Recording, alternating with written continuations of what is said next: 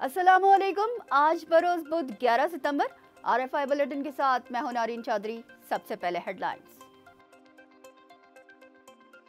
बानिए पाकिस्तान कायदे आजम मोहम्मद अली जिन्ना की 76वीं बरसी।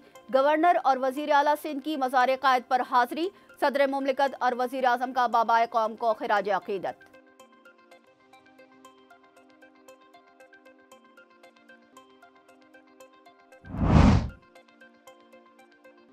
अमरीकी दबाव ईरान पाइपलाइन मुआहिदा पूरा न करने की सबसे बड़ी वजह है। वजीर दिफा ख्वाजा आसिफ का एतराफ। रवा माह वजीर आजम शहबाज शरीफ अमरीका जाएं तो इस मसले को जरूर उठाएं।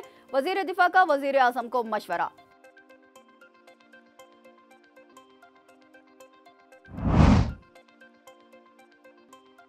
मोदी के भारत में खवातीन का इस्तेहसाल। फोर्सेस की खवातीन भी गैर महफूज।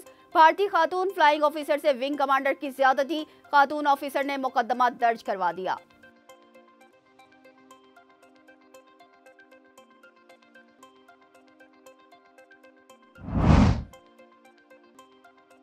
अमरीकी सदारती मुबाहिसा। कमला और ट्रंप के एक दूसरे पर इल्जामात। कमला हैरिस इंतहाई पुरएतमाद नजर आई। बॉडी लैंग्वेज और रिएक्शन में ट्रंप को पीछे छोड़ दिया। कहा ट्रंप अमरीकी तारीख का सबसे बड़ा माली खसारा छोड़ गए। ट्रंप का जवाबी वार। कमला हैरिस को तारीख की बदतरीन नायब सदर करार दे दिया।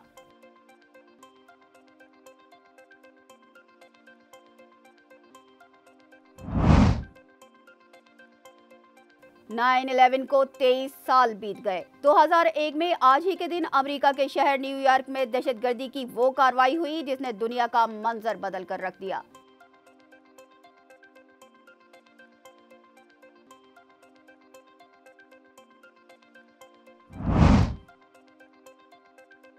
एशियन हॉकी चैंपियंस ट्रॉफी इब्तदाई 2 मैच ड्रॉ होने के बाद बिलाखिर पाकिस्तान ने जापान के खिलाफ कामयाबी हासिल कर ली। पाकिस्तान 5 पॉइंट्स के साथ दूसरे नंबर पर बराजमान।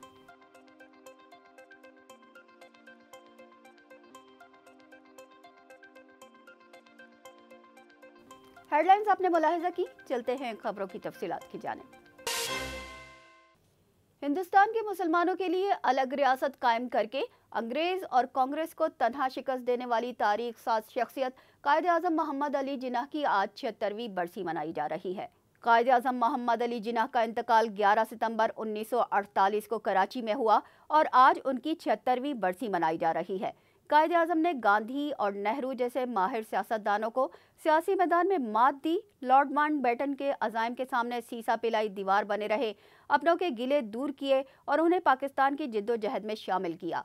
बानिए पाकिस्तान की 76वीं बरसी पर गवर्नर सिंध कामरान टेसोरी, वजीर आला मुराद अली शाह और सिंध काबीना के अरकान ने मज़ार कायद पर हाजिरी दी, फूल रखे और फातिहा ख्वानी की। मज़ार कायद पर आने वाले मुअज़्ज़िज़ीन ने मेहमानों की किताब में अपने तासुरात भी दर्ज किए। वजीर दिफा ख्वाजा आसिफ ने एतराफ़ किया है कि अमरीकी दबाव ईरान पाइपलाइन मुआहिदा पूरा करने नहीं दे रहा। वजीर दिफा का कहना था कि पाक ईरान गैस पाइपलाइन मंसूबे को 2008 या 9 में मुकम्मल हो जाना चाहिए था। मुआहिदा पाकिस्तान की बका का मामला है। उन्होंने कहा कि अमरीकी दबाव ईरान पाइपलाइन मुआहिदा पूरा करने नहीं दे रहा। अमरीका से डिप्लोमेसी की जाए ताकि वो हमें ये मुआहिदा मुकम्मल करने दे। रवा माह वजीर आजम शहबाज शरीफ अमरीका जाएंगे। उम्मीद है इस मसले का कोई न कोई हल निकलेगा। ईरान ने बरादर इस्लामी मुल्क होने की हैसियत से बहुत सब्र किया है। ईरान आलमी अदालत जा रहा है जो उसका हक है।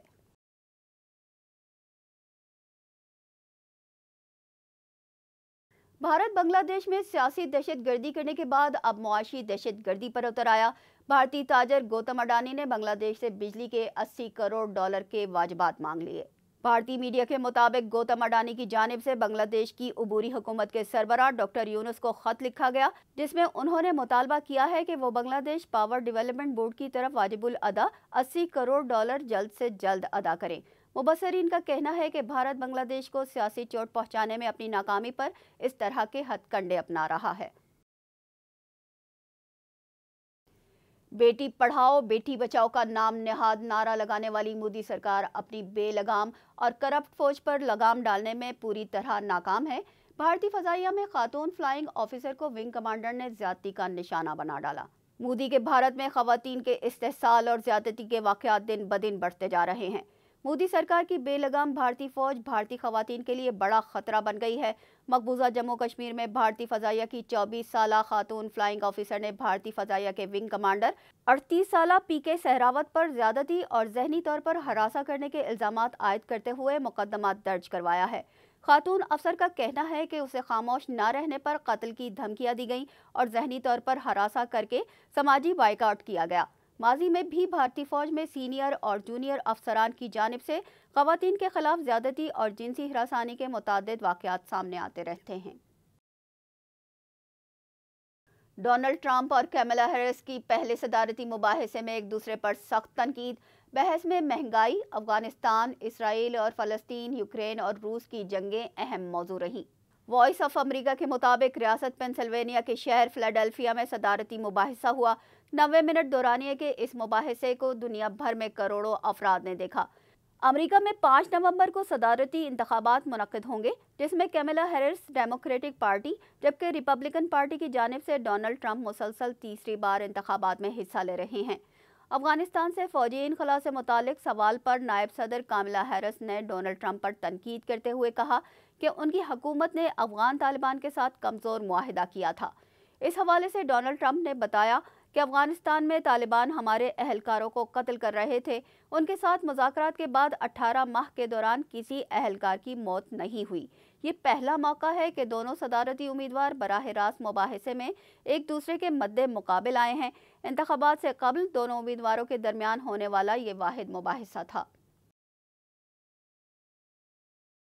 अमेरिका में न्यूयॉर्क के वर्ल्ड ट्रेड सेंटर पर 2001 में होने वाले दहशतगर्द हमलों को 23 बरस बीत गए।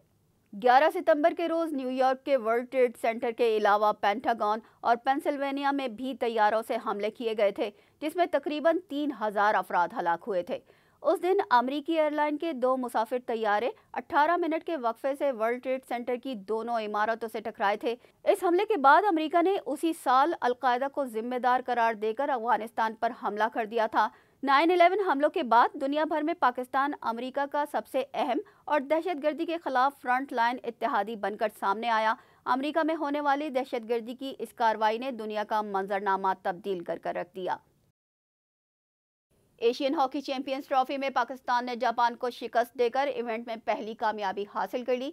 पाकिस्तान 5 पॉइंट्स के साथ टेबल पर दूसरे नंबर पर आ गया है। चीन में जारी एशियन हॉकी चैंपियंस ट्रॉफी में पाकिस्तान ने तीसरा मैच जापान के खिलाफ खेला।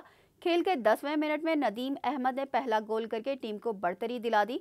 दूसरे क्वार्टर में सुफियान खान ने एक और गोल करके पाकिस्तान की जीत को यकीनी बना दिया, लेकिन 7 मिनट बाद जापान ने पेनल्टी कॉर्नर पर गोल करके एक गोल का खसारा कम किया। दोनों टीमों ने चौथे क्वार्टर में गोल करने की भरपूर कोशिश की, लेकिन कोई टीम गोल करने में कामयाब न हो सकी। एशियन हॉकी चैंपियंस ट्रॉफी में पाकिस्तान की ये पहली कामयाबी है, जबकि इससे कबल खेले गए दोनों मैच ड्रॉ हो गए थे। इसके साथ ही न्यूज़ बुलेटिन अपने इख्तिताम को पहुंचा। हमें दीजिए इजाज़त। अल्लाह निगहबान।